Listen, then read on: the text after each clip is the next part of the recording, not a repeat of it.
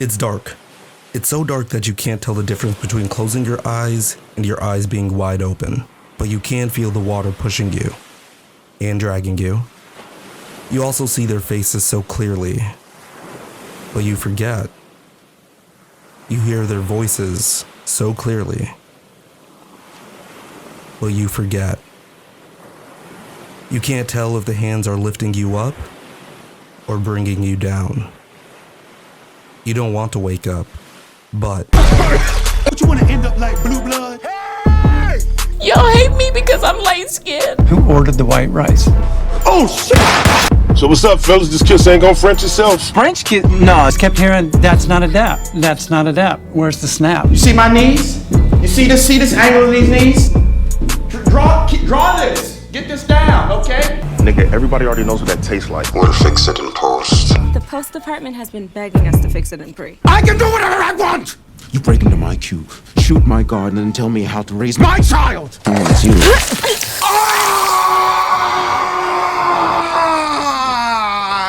I'm fine. You can't kidnap your own dad. I don't have time to explain it to you right now, but the word kid is in it. No, unacceptable. I want to see D'Angelo, okay? These people are not true believers and unworthy of D'Angelo's presence. Would you like to know what a D'Angelo is? Can I ask you a question? You were hurt by someone you trusted. Yeah. Which made you feel powerless again.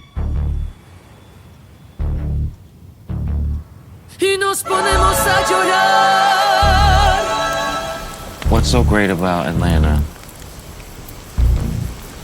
that you can't leave it behind? Wake up! Nerd. I gotta finish it. Yards. Who the fuck named this podcast? It's like a movie, my eyes are like a Uzi, jacuzzi. Get the fuck out of the way! 9 Nerd Yards. I love it. Have a beautiful day.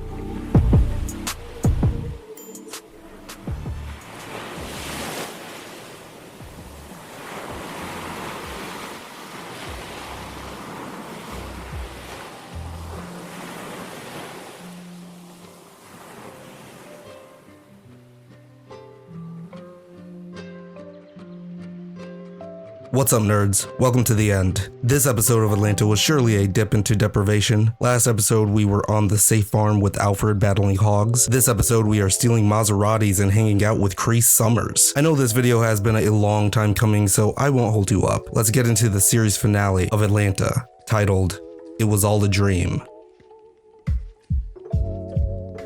We fade in on a TV playing Judge Judy, and the first time watching this, I thought it was just a random shot choice, but the honorable judge's significance will grow as we get further into the episode. Not even joking, Judge Judy is borderline transcendental in this episode. Notice the editing in this opening sequence as we watch Ern and Al hanging out and talking shit. Then the focus turns to Darius, revealing that we were just watching Ern and Al from his POV the whole time. Darius was the one hanging out on the couch, watching Judge Judy. In fact, you might also notice that the background music playing, Liberty by Amnesty, is also the music that is playing in Darius's headphones clearly until he takes them off.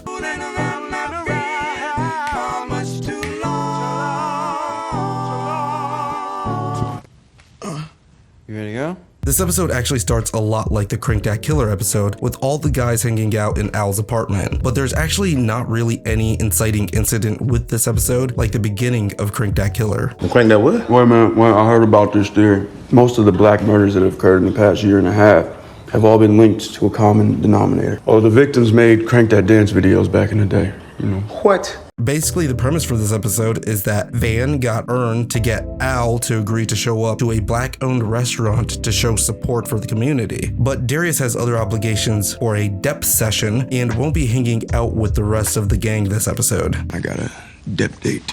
Dep date? Picnic with a deputy? An underground Johnny Depp film edited from all his old films. Both wrong. Sensory deprivation, Tank. I was You were closer. closer. And to be honest, this already seems so anticlimactic to what is supposed to be the final episode of Atlanta. You could have ended stronger than that.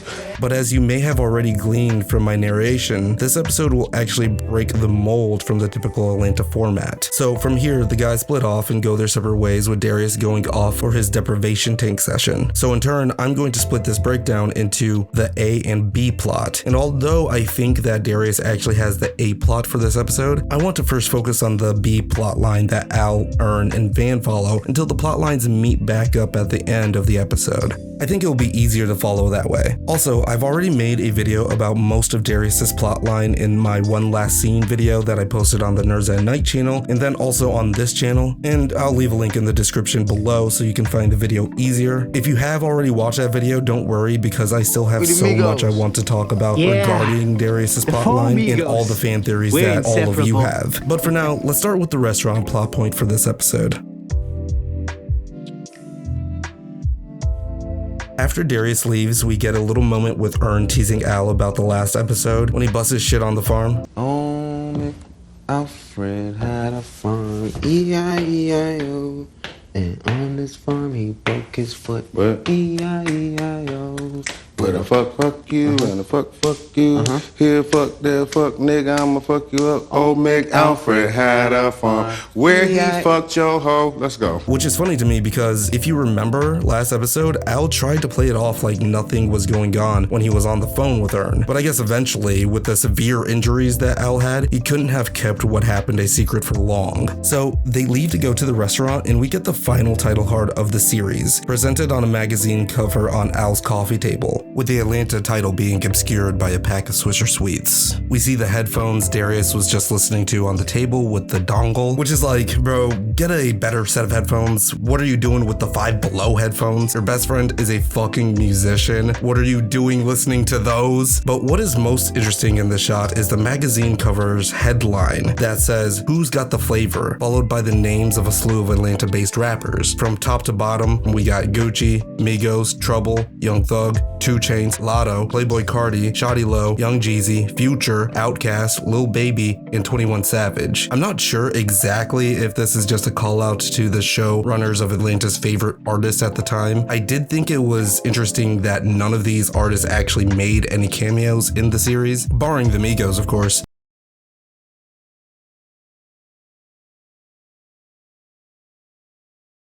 Considering that over the series runtime, we did get a few Atlanta artists, I think it's a shame that we never got appearances from the people listed on this magazine. However, 21 Savage is shown last, and we do know that him and Donald Glover worked together to produce a parody movie trailer about 21's life, teased to be released on 4th of July of 2024. I feel like a lot of people still think that this movie is actually real, but straight from Savage's mouth himself, it was in fact a parody, and Donald Glover will not actually be playing an adult 21 in a movie. Let me know in the comments if you were disappointed that the trailer was not real and a 21 movie isn't actually going to be coming out. The title card is accompanied by the song Straight from the DEC by Ghetto Mafia. Grind along, stay real, caught the clown, took his crown, ATL.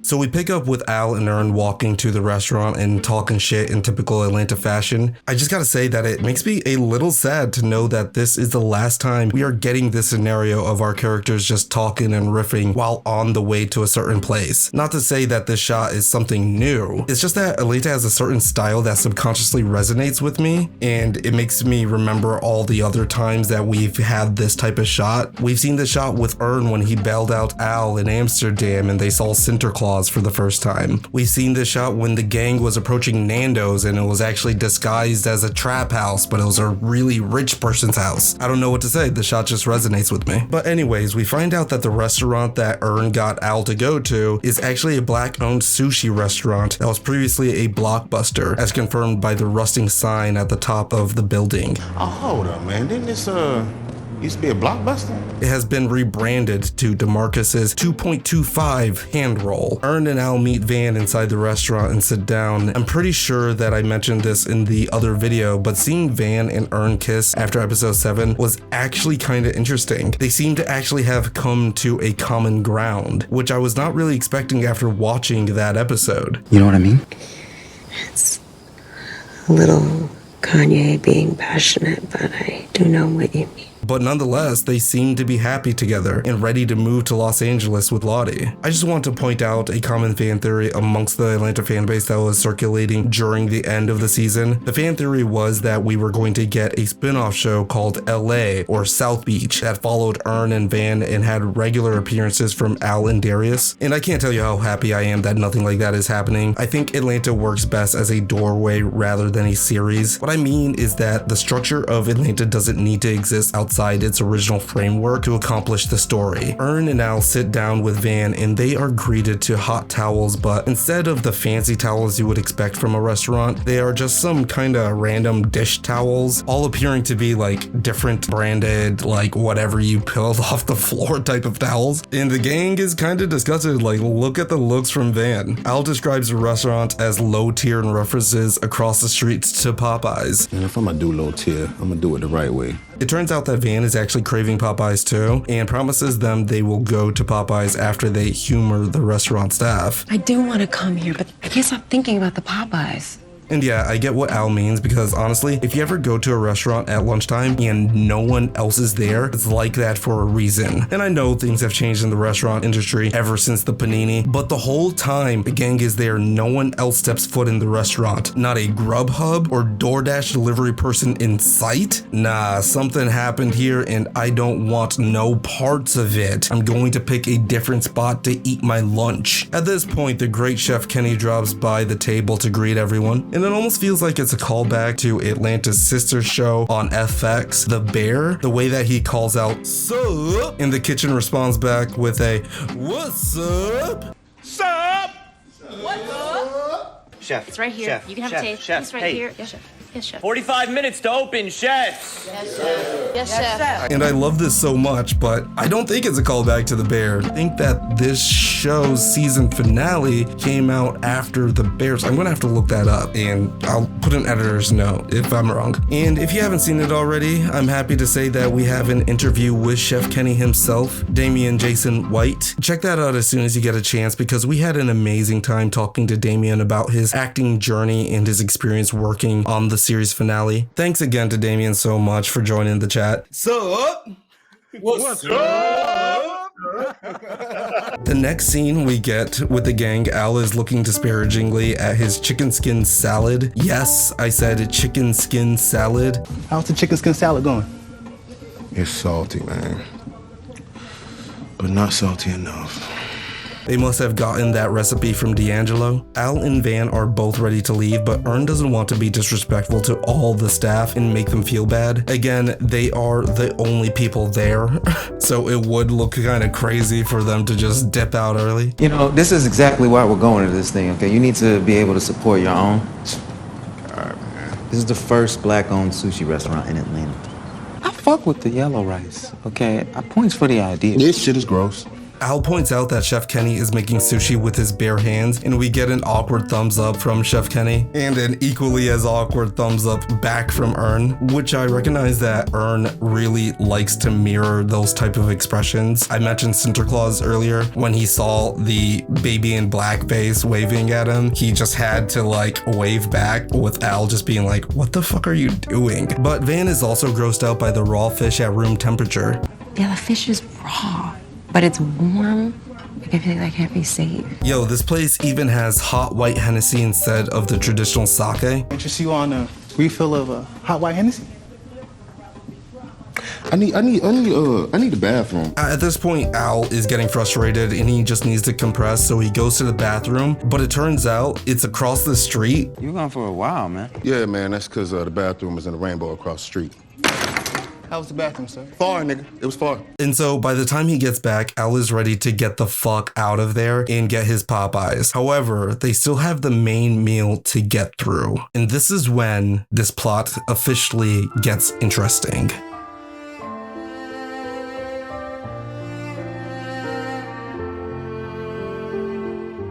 So this is when we are finally introduced to Demarcus, and what can I say? It's perfect. This next part of the video might get a bit long-winded, but I've been told to not cut anything out of this video, so I'm just going to give you all of my thoughts about Demarcus's monologue. Let me first talk about the way Demarcus comes into the scene and how the mood immediately shifts. It's so dramatic and unnerving and silly all at the same time. Like, even the diegetic background music that was playing in the restaurant stops as soon as Demarcus's off-screen voice asks, "You're going to Popeyes."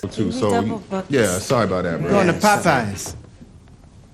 And the framing and blocking to his reveal as he says, Aren't you?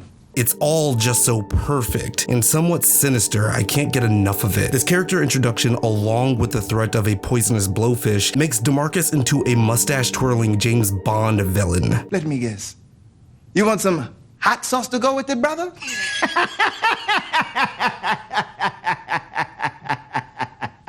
And I am just eating it up, pun intended.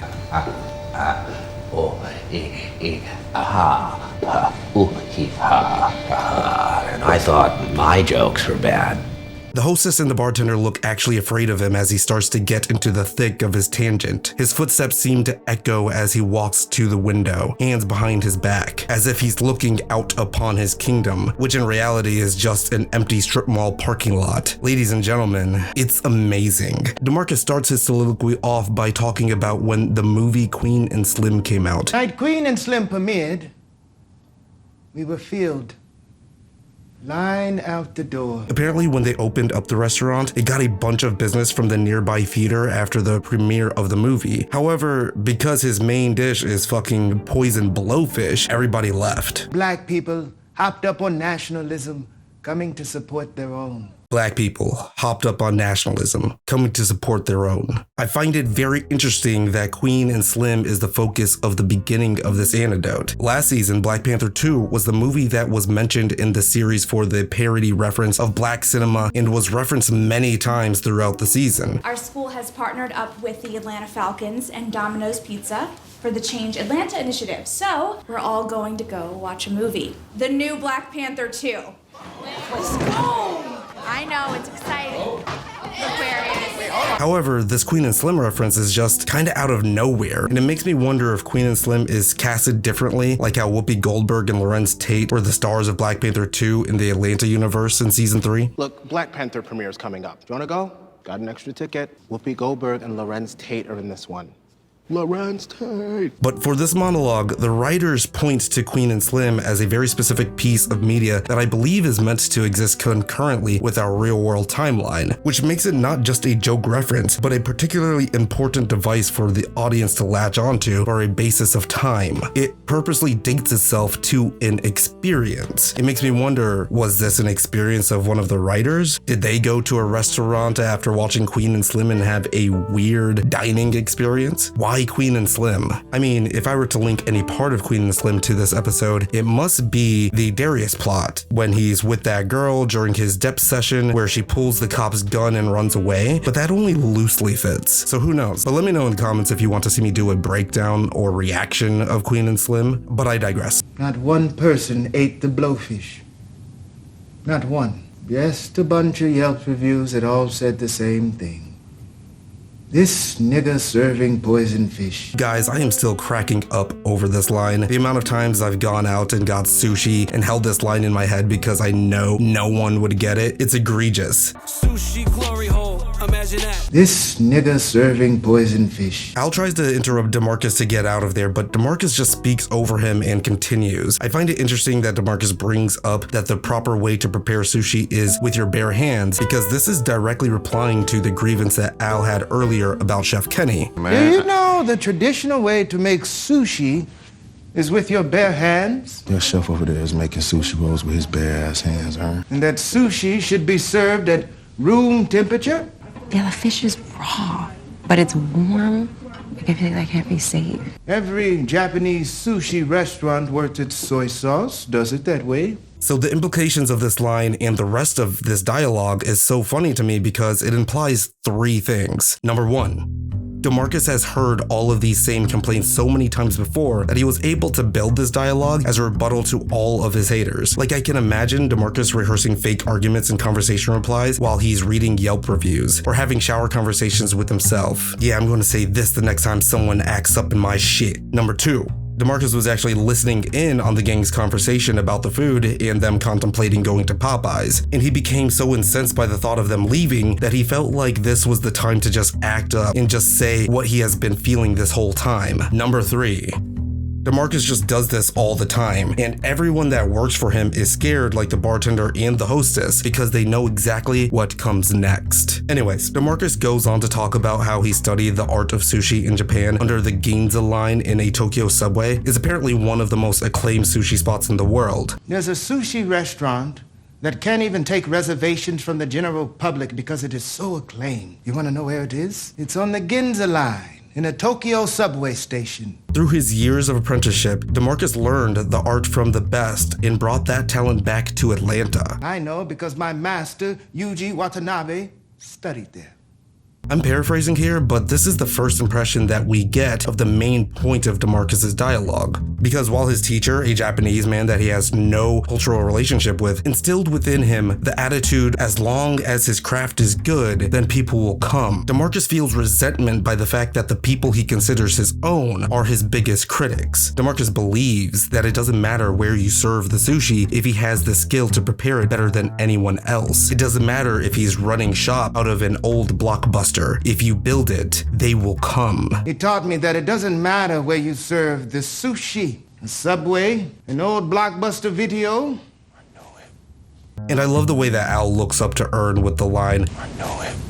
Like, really? That's the most important thing to you right now? Giving out an, actually, I told you so. It's so petty, but so perfect. He says, if the sushi is good, people will come. But I guess my master was never a nigger from Florida. In this next line, Demarcus also says he's from Florida, but he also implied that he was from Alabama like a minute ago. If a brother from Alabama does it the same way, suddenly the fish is dirty. I don't really have anything to say about this. I just thought it was an interesting choice in the dialogue. Like, we already don't know anything about this guy, so why obfuscate his origin even further for such a short interaction? At this time, Demarcus points his disdain to the Popeyes across the street because he most likely loses a lot of business to that Popeyes. Apropos the kids making goofy TikToks outside the Popeyes with their chicken sandwiches.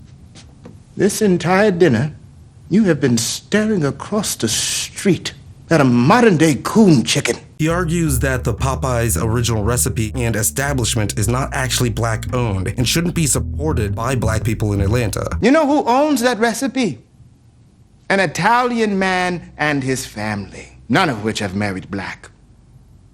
I heard some of them even moved from New Orleans to New Jersey. New Jersey.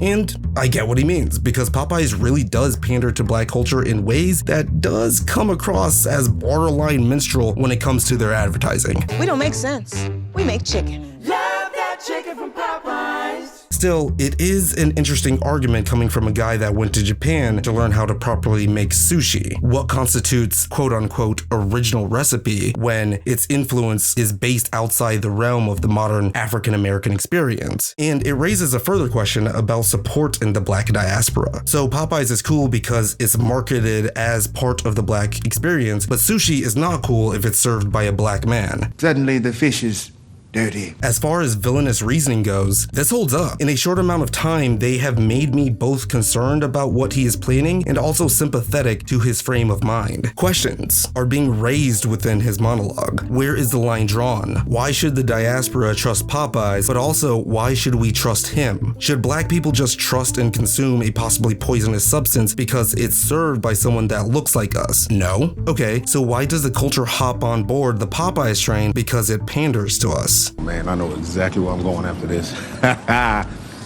You smell that? Yeah. It smells like the manager mean as hell. It's all just so complicated and can relate to so many choices that the characters in Atlanta have experienced throughout its 4 seasons. It's a peach barbecue reduction and chunks. I called it the Darius, because you're from Georgia. Okay. I feel like this dialogue, as confusing and silly as it is on the first watch, is overall genius within its approach and criteria. What Demarcus is saying is basically what has been the question raised in the majority of Atlanta's subject matter, and it's what makes the show so special. And that question is, what is the Black American culture not juxtaposed against the white American experience, which is the media standard, but what is the culture juxtaposed against itself? More on that a little later. The problem with us is we don't trust each other. Don't trust the Chicago, nigga. They're shady. And as a black individual that lives in Chicago, damn, I don't even know what to say. Y'all can trust me though, and I'll prove it too. You can trust me with your debit card, 3-digit security code, and expiration date. Oh, and also the last 4 digits of your social, just for extra trust. My DMs are open, thanks in advance. What about trusting you to drop a video? Shut the fuck up. Never gonna get it, never gonna get it, never gonna get it. Whoa, whoa, whoa, whoa. Never gonna get it. I absolutely love Van and Ern's reactions in this scene. They look so worried and unsure of themselves. The thing is, Van and Ern actually completed their character arcs in episode 7. They are kind of just here waiting to get on with their lives in LA. And what's LA backwards? That's right. Al. Okay. I'm spiraling a bit, but I do want to point out that this dialogue is very much directed at Al as a subtle denouement of his character arc closing in episode 9. You can surmise this by Demarcus's next line in the blocking used for the shot. We have been told time and time again that the only person you can trust, pan over. Demarcus looks to Al and says, yourself. We've been told time and time again, the only person you can trust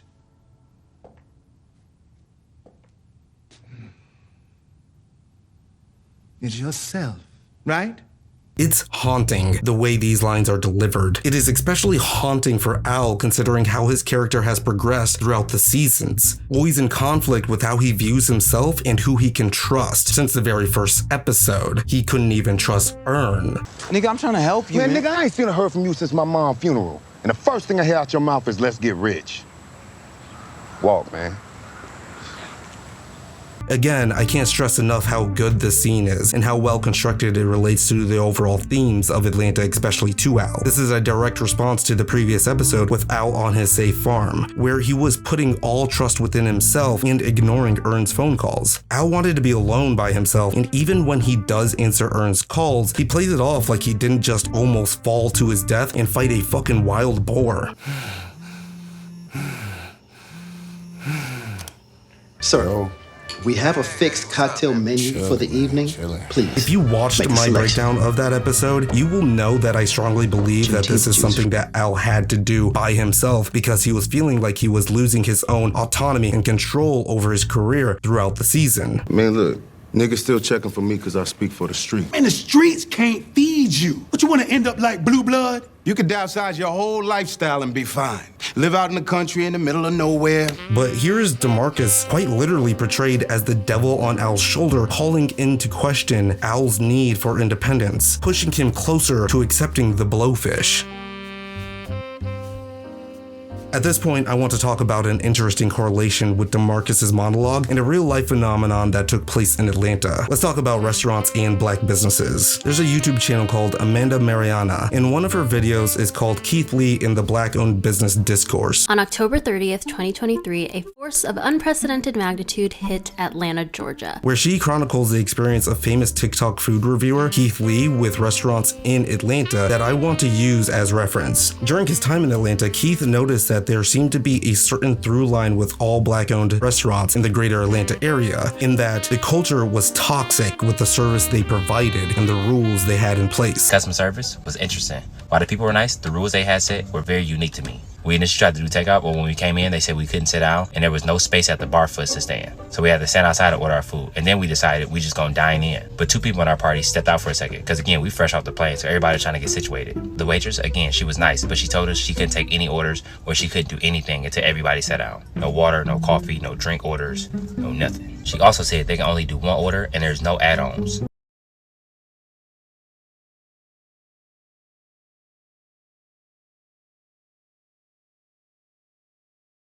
And I did reach out to Amanda and ask if I could reference her video, but never got a response. So I'm going to just link it below so you guys can check it out. But basically, in Amanda's video, she extrapolates Keith Lee's experience with restaurants to a bigger problem with how Black-owned businesses are treated in the Black community and how they are treated by their Black customer base. And quite fittingly, she references Popeyes. But Popeyes, more than most of its peers, seems to be associated with chronically bad service. It's also a restaurant that has traditionally served urban markets, aka most of its customers are Black. And by now, I think we all know that it's a meme how bad the service is at Popeyes. Because poor people are too busy trying not to be poor. Okay, I need to eat today, not in September. Yes, sir.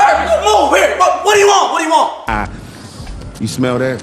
Yeah. It smell like the manager mean as hell. But at the same time, it's also a meme of how bad the majority Black customer base can be to the people working at Popeyes. And it seems to be a never-ending cycle that can be applied across a lot of Black businesses in their transactions, big and small. In the video, Amanda asked us to consider, should a hairdresser expect the most from their Black customer base when it comes to support because they are a Black business? Should Black customers expect better service and leniency to typical business standards because they are patronizing someone they see as one of their own? If you share no blood relation, you are someone's auntie or brother or sister. Even if they are a complete stranger, it's a normal way to greet someone. However, I think that same familiarity can blur boundaries when it comes to professionalism and providing a service. How does that relationship adapt as time goes on? Are the hands lifting you up or are they pulling you down? Since you were 8, you always had a dream where you were swimming, and below are hands grasping to reach you. You struggle to keep them from pulling you under. You fight to stay free. Why are you so certain the hands intend to harm you?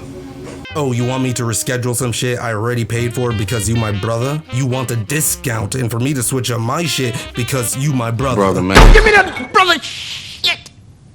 Again, the juxtaposition is the culture upon itself.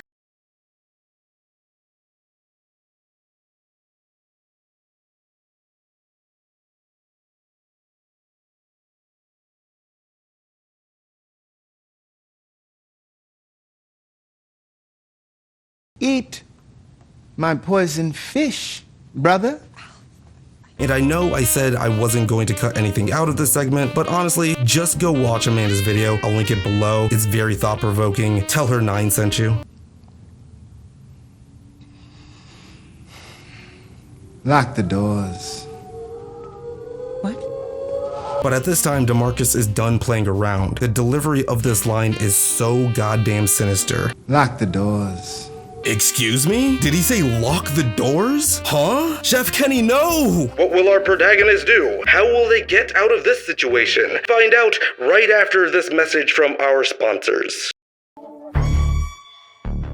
So, y'all do know I don't have any sponsors, right? But I would be remiss if I didn't shout out Calvin Dutton, who played Demarcus himself. Calvin joined us for an interview and we talked about his experience playing Demarcus and his thoughts on the monologue. We were joined by your favorite cousin's favorite cousin, Bill, of the Drunk Banthas podcast. That interview is available to watch on the channel now, so go and check that out. And I would also like to tell you about the fundraiser for Clubhouse that you may have noticed on this video. Clubhouse is a nonprofit that, full disclosure, I am on the board of Clubhouse. It's an organization that provides scholarships and resources to kids in Zimbabwe. There's no public school system in Zimbabwe, so families have to pay their own way. The last time that we did this fundraiser, you all helped send 5 kids to school. And I just gotta say that y'all are so amazing for that. And if any of these videos that I make mean anything, then being able to do stuff like this is actually what makes it all worth it. So please consider checking out the website and learning more about us and possibly contributing. Shout out to the spin-off channel Nerds at Night, where we have a steady stream of videos coming from the team. And also I want to shout out CHIMVUKELA TV. That is actually another channel that I'm a part of. Quick elevator pitch. In the 1980s, Zimbabwe got its independence, and we are actually interviewing all of the freedom fighters that helped make that happen and what they went through. And just trying to build up a reserve of history through their experiences. So I know it's not for everybody, but if you are curious about it, I would definitely recommend checking out a video or two from CHIMVUKELA TV. Thank you. Let's get back to the show. Okay, before we get back to the gang at the restaurant, let's check in with Darius. We follow up as he is picking up a prescription before he goes to his dep sesh. The pharmacist is having a hard time finding the script under the name Eze, and I'm like, who the fuck is Eze? I've got a prescription for Eze. Spelled E-Z-E. I don't see anything here for you. Are you sure? Can you check the back? But before we get time to speculate who Eze is, Darius is confronted by none other than Cree motherfucking Summers. Sorry, I overheard what you were saying. Were you talking about a sensory deprivation session or shitting? Sensory deprivation, actually. Cree Summers needs no introduction. For me, Cree is always going to be Susie Carmichael from Rugrats. You may know her as Freddy from A Different World. I mean, Cree has 350 credits to her name, so you tell me where you know her from. Cree actually confronts Darius because she heard him talking about his dep session, and she happens to also be an enthusiast. It used to be a book club, now we call ourselves the Float Tips. What? The floats? It's silly. It's clever. She talks about how she had to stop going because she gets so lost in the experience. I had to stop going because I got too deep into it. The visions in the tank can be so intense, I started to lose track of what was real. Darius can relate, but he has a secret way to stay tethered to the real world. Y'all ready to hear this? Thick Judge Judy. Thick Judge Judy. Wait a minute. What in the hell are you saying? Whenever Darius is unsure if he's having a lucid dream in the dep tank, he turns his attention to a TV, and if Judge Judy is thick, then he knows he's in the tank. Yeah. Like thick thighs and tits? Yes, and booty, really. You know, it doesn't matter which body part you use, but... Which is so ridiculous, but is also based on real techniques that people use to lucid dream. Basically, if you want to learn how to lucid dream, it's recommended that you do a few things, like keep a journal and write down your dreams. You hit the like and subscribe button, and you give yourself an anchor that will act as a switch for you to recognize that you're in a dream. I actually tried this years ago, and for me, my phone never works in my dreams, or my mind doesn't allow me to do anything with my phone. To this day, I can recognize that I'm in a dream if I try to use my phone, and then I typically wake myself up. The human mind is weird as hell. I think we've made a lot of progress here. I feel great. Good talk. I'm proud of you. For Darius, he recognizes that he's in a dream or in his dep session because Thick Judge Judy is his anchor, his inception spinning top, which starts to become problematic for us, the audience, when we consider this episode opens up with Darius watching Judge Judy. However, at the intro of this episode, we never get to see if Judy is thick or not because when Darius checks the TV again, it's a Popeyes commercial. So Cree and Darius are forming such a nice connection during this short interaction. I feel like there is something a lot more metaphysical going on with their dialogue and the meaning of this interaction. Can I say something? Of course. You have a beautiful spirit. Thank you for sharing your time with me.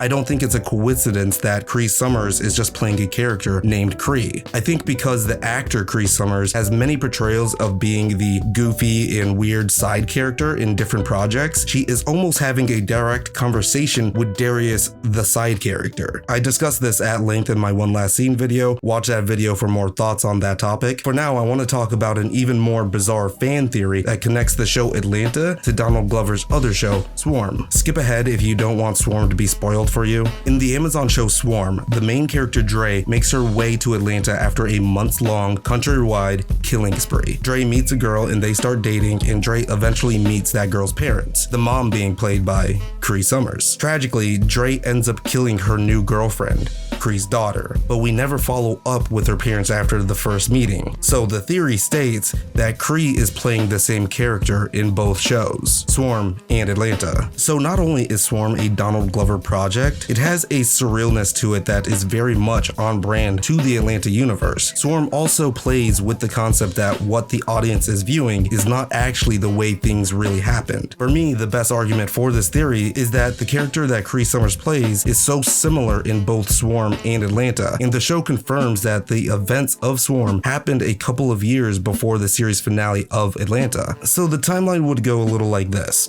Dre from Swarm ends up in Atlanta and kills Cree's daughter. After years of being grief-stricken and depressed, Cree started taking anti-anxiety medications and going to dep sessions as therapy, leading to this encounter with Darius at the pharmacist. As a counter to this theory, Cree in this Atlanta scene says that she's actually picking up a prescription for her sick baby. Your prescription, are you here for Anxiety? Oh, actually, no. I'm here because my baby needs antibiotics. Well, I have a way to address that as a counter rebuttal later in the video. I don't know, I just really like this fan theory, and in my opinion, it's one of the strongest fan theories out of all of the fan theories that people have created for the show Atlanta. Oh, and a little something extra. You know, at the intro of this video, I used the sound from this clip. NineNerdYards. Who the fuck named this podcast? NineNerdYards. I love it. Have a beautiful day. Peace. Guess who said that? If you guessed Cree Summers, congratulations, yes. During a meet and greet event, producer Terry actually passed her the channel information and was able to get that reaction recorded. I promise I don't have any other people I'm going to name drop in this video, but I would love to answer Cree's questions personally. Let me know in the comments if you would be hype as I would be if Cree comes on a live for an interview or something. So after the pharmacy, Darius is walking down the street when a car pulls up on him. It's everyone's favorite character, London. Remember her? She is part of Darius's old party days. London? Oh, wait a minute. London! Yeah, no, we have never seen this character before because we literally know nothing about Darius's life. If I'm remembering correctly, this is the only person of Darius's outside life that we have ever seen on the show. London refers to him as Darius X, which is kind of funny. Like, what was his last name before he took on the X moniker? London does convince Darius to accept a ride from her, and immediately we find out how crazy this girl is. I've been macrodosing all day. Macrodosing? I haven't heard that one. Can I have some of that water? Yeah, if you want to get fucked up. That's vodka. You know I'm lit. She got vodka in a water bottle. She's been macro dosing all day. You shouldn't be driving. You probably shouldn't even be walking at the moment. Of course, this is the perfect time for them to get pulled over. Insert your own Queen and Slim reference here. The cop pulled them over because the tint on London's car is too dark, and I really like the cop's line delivery here. Appears you have an illegal tint. Really? I'm sorry, this is my mama car. Your mother drives a murdered out Nissan Altima? My mom, she got a stun on them. Your mother drives a murdered out Nissan Altima. So needless to say, the traffic stop is not going well because I mean, London is out of control and the cop asks her to do a field sobriety test. Yeah, if it were vodka, would I do this? And for all that is holy, London passes the test by answering how many seasons of Homeboys in Outer Space there are, which is apparently 1. I don't know, I've never seen the show, and I don't think I'll be checking it out anytime soon, to be honest. Those reviews look kind of rough. I watched the trailer and I just don't know if I'm going to check it out. Come on, Mo. So he leaves his toys all over the floor. When the mission is simple, that's the worst that can happen, right? Well, I certainly do hope so.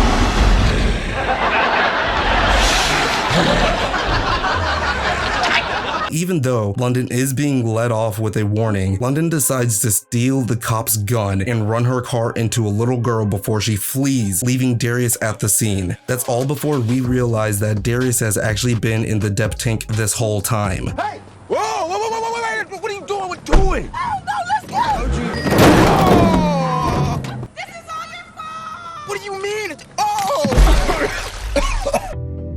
This is when we, as the audience, are shown the extent of Darius's depth sessions. Darius's visions go deep. The question is, how deep? Darius is obviously freaking out, so the attendant tells him to take a break in the tea room. Everyone loves the tea room. I'll fetch you some tea in the tea room while you go relax in the tea room.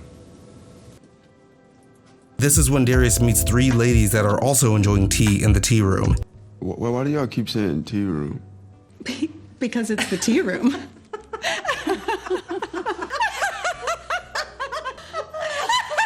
Is the word tea room getting annoying yet? Yeah, Darius feels the same way. Wake up! I have very little to say about this part of the episode, other than that the 3 ladies laughing at Darius remind me of 3 witches, like some Macbeth type shit. Also, tea leaves are used to tell fortunes. You're gonna suffer, but you're gonna be happy about it. Give me the cup. However, these ladies in the scene don't give him any information or foreshadow anything, so I'm at a loss of making a connection or finding any deeper meaning for this scene. Darius just assumes that because they are acting so weird that he must still be in the tank. Unfortunately for him, this is all real and he just grabbed a woman and screamed in her face, so he's gotta go. You can't be scaring the hoes like that. After Darius is kicked out of the depth sesh, he makes his way over to another character we've never seen before, his brother Eze. Yes, Darius has a brother we never knew about. Eze is who Darius was picking up the prescription for. Eze seems to spend his days in his robe, locked out from the rest of the world and expecting no visitors. He also seems to be very sick, considering that Darius questions if it's even okay to hug him. What's up, man? What's up? Is it okay if I hug you? Of course, man. Can't get no sicker. Darius wants to hang out a while and chill with his brother, but Eze says he should be out there in the world hanging out with his friends, with his people. I don't want you in here. I want you out there. Have fun. Go see your people. Eze offers Darius a bowl of jollof and something weird happens. Darius asks how their parents are doing and we never hear Eze's response. How's mom? What about dad? Darius just continues the conversation while looking at old photographs of his family. When he turns around, he realizes that Judge Judy is on the TV, and by golly, is she thick. Damn. Darius is still in the tank. I just want to say that this revelation choked me up with its implications. Darius' family, or at least his brother, is gone. The depth tank is his only way to interact with them. With Lakeith Stanfield's amazing acting and some context clues provided with his dream of Cree in London, we can surmise that Darius feels very guilty for not spending more time with his family when they were around. Miss you, man. I think London represents the people and shenanigans of his past he chose over being with his family. London represents the hands that pull him down, as opposed to Cree being the hands that lift him up. I mean, if he was picking up a prescription for Eze, which is part of his depth tank, that means Darius' encounter with Cree at the pharmacy had to also be part of the depth tank too. My personal headcanon is that Darius is somewhat aware that he exists within a TV show. You made that up. Everything's made up, niggas stay woke. I believe that Cree was telling him how to live his life after the show is over. I think I was trained for a long time to look at this world like a battle. And in some ways it is. But, I'm a part of this world too, this big thing, and I'm allowed to dance in it how I want to. As a matter of fact, I demand that I do. This also adds to the swarm theory, being that Cree was also having trouble discerning reality in her depth sessions, and we met her as she was picking up prescriptions for her baby. I would argue that she could be going through the same situation as Darius. In Swarm, Dre killed her daughter, and just like Darius, she is also picking up a prescription on her way to see her past loved ones, with this pharmacy acting as a weird reality warping limbo. Quantum access point limbo, timey-wimey. I think it's a good theory. It's a good theory. Anyway, notice the look on Darius' face when Eze asks if he's staying. You're not staying? I'm kidding. It's cool. Don't worry about it. That is a man under deep regret for not being able to. Mind you, Darius admitted that he goes to a session every single week. Actually, I come here once a week. Maybe sometimes he sees his mother or father. What does it mean for him to stay? Does it imply that he drowns in the tank if he chooses to stay within that realm? Clearly, I'm obsessed with this scene and how it's constructed. Judge Judy is on the TV the whole time Darius is in the apartment. The way that Eze dips out of frame in the background, seemingly like a ghost, and the way he reappears next to Darius to reveal that it was all a dream, it's fantastic. And when Darius is awake in the tank, we get confirmation that he was actually drowning, or at least starting to drown, when he says to the attendant, Hey, I thought you said I couldn't turn over there, man. I've never seen that before. I thought you said we couldn't turn over in here, man. Like, yeah, he was literally lying face down in the tank until he was able to flip himself over. Darius was considering staying with his brother until his final moments. Or was he? Because right after that, we realized that he's still dreaming in the tank. How long was I asleep? I don't know, about 30 minutes? Wait, what? 30 minutes? It just never fucking stops. Okay, let's check back up with the rest of the gang at the restaurant. What will our protagonists do? How will they get out of this situation? Find out right. Darius comes in like a rocket and mollywops Demarcus. Darius then directs everyone to get into his pink Maserati as they escape into the sunset eating Popeyes. La, la, la, la. La, la, la. La, la, la. After that, the gang is all chilling at Al's place, where Darius admits that he stole the pink Maserati, and he's not worried about it because he's still in the tank. Nigga, you had us in a stolen car. Are you serious? In trouble for that. No, I'm not worried about getting in trouble. I'm still in the tank. Ern, Van, and Al are all perplexed by what Darius is saying as they try to convince him that he is not in the tank. Everything that just happened really happened. Darius, you're not in the tank. Yeah. No, you're not in the tank. They all don't want to deal with the implications of what Darius is saying, and they go off to smoke on the back porch. You gonna come? Oh yeah, I'm coming. I will join you out there. Just wait for me, sir. All right, man. Yeah. All right. Go. All right, man. Leaving Darius in a very similar place to where we started this episode. Darius on Al's couch, secluded from the rest of the world and watching his friends before he turns his attention to the TV, where of course Judge Judy is playing. We see Darius lean in over the remains of the Popeyes feast as he gets a closer look at Judge Judy. Before we can check out Judy's proportions, we cut to Darius, and he gives a relieved yet remorseful look. Cut to credits. The episode ends with "The Song Is Familiar" by Funkadelic. There's a song that I sing whenever I'm sad, feeling bad. Okay, so there are really only two schools of thought when it comes to the ending. Either he was dreaming or he wasn't. Maybe it's just my dream, and you were just in it. Always have been.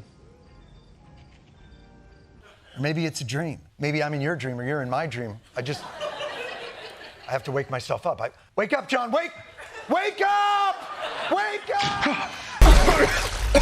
Donald Glover has said some shit like, oh, it really doesn't matter if it's a dream or whatever he said. Fuck all that, I don't believe him. I'm a death of an author type of guy. If you put out a piece of work, then its interpretation no longer belongs to you, especially if you leave your creation ambiguous. Fuck what Donald thinks, name one Donald that is trustworthy. So I invite you, let's not only kill the author, let's put our hands together and reap what the bloated corpse of their creation has sowed. Shall we? Dreams are real. Compiling the reasons why Judge Judy was thick is actually easy. Number 1, the episode name is literally called It Was All a Dream, not It Was Some a Dream. We have been following every moment with Darius revealing everything he experienced was a dream. Number 2, the cut to black. When a dream is over, it's over. It's represented in a clear cut to Darius in a dark tank every time a vision is over. It's a hard cut. So we can perceive the hard cut to credits as the end of his current dream, and just assume he wakes up in the tank again. Number 3, plot development. So when I separated the two plot lines for this video, didn't it all feel kinda rushed and sudden when they converged together? We got to see almost every minute detail of Darius getting from one place to the other, but we don't get to see him stealing a pink Maserati and buying Popeyes for the gang. Doesn't that inherently feel like dream logic? Number 4, the song choice. When Darius does save the gang and they ride out into the sunset, you know what song is playing? Dream of a Lifetime by Marvin Gaye. La, la, la, la, la, la, la, la. Why that song if not to convey that Darius is literally living his dream? Number 5, Darius goes to a depth session every week. All things considered, what this episode is showing us is that the show exists in a realm where Darius has experienced all the events of Atlanta in a more mundane, realistic sense, and we have just been watching it through this real and exaggerated lens of Darius's depth sessions. And this seems to be the most popular theory among fans, and it's actually very compelling. And I think it's the strongest pillar of the school of thought, but it's also where the school of thought crosses over to the other side. I believe Darius did not see a thick judge, and the ending is not part of his depth session. Walk with me. Let's say that we have been viewing Atlanta through the dreams of Darius's depth tanks. Darius wasn't there for Van's breakdown in season 3 finale, but what Darius did hear is that when Van was in Paris, she met a chef there and was hanging out with some celebrities until her friends convinced her to come home. The season 3 finale we got is more so just Darius's dreams filling in the dots with ridiculous, surreal moments. The result being that Darius is an unreliable narrator for the show Atlanta. To be honest, I found myself agreeing with this theory because it fits so well, and I think it works as a theory about the show overall. However, I think that for this final scene in particular, Judge Judy was not thick, and that's because of one thing that Eze says to Darius. I don't want you in here.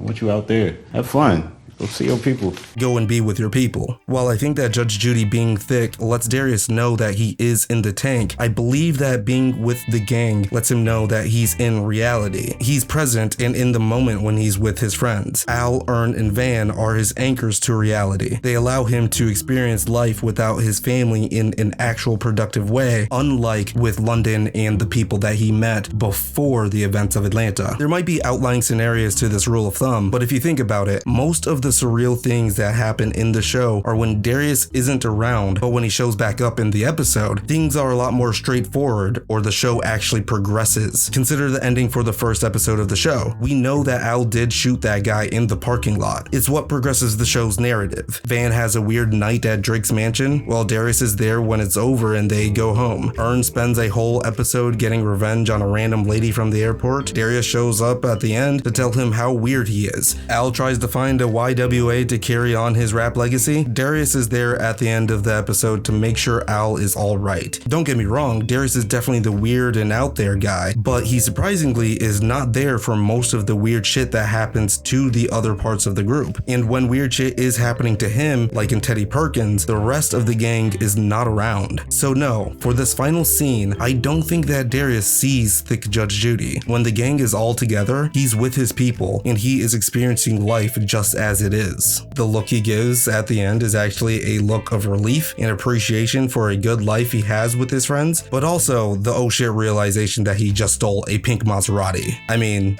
he should be good. He bailed Al out of jail before. I'm sure Al can return the favor.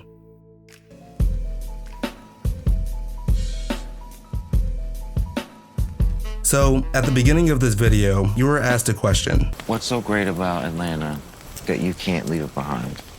I mean, I love the show and its characters. This channel is built off the back of all of us theorizing and talking about the show. It gave me an outlet to get my opinion out and share honestly. I think that was part of the reason that I've had a hard time finishing this video. I mean, other than life and stress getting in the way, I almost didn't want to finish this video. I kept writing and rewriting this video. I don't even know how many pages. There's a draft of this video that would have been accompanied with a short film in the style of Atlanta, but here in Chicago. I get very ambitious and a bit pie in the sky when I procrastinate. I almost didn't drop this video because I still don't think it's good enough for the series finale, for the end. But then I remembered something. This isn't the end. I can still experiment with my videos and do creative things later. I still have the first 2 seasons of the show to do videos on. The show isn't going anywhere, and I think the way I interpret it will always change. And I always love reading the comments and talking to you guys and making myself reconsider my own opinion on the show. So what's so good about Atlanta that I can't leave it behind? Well,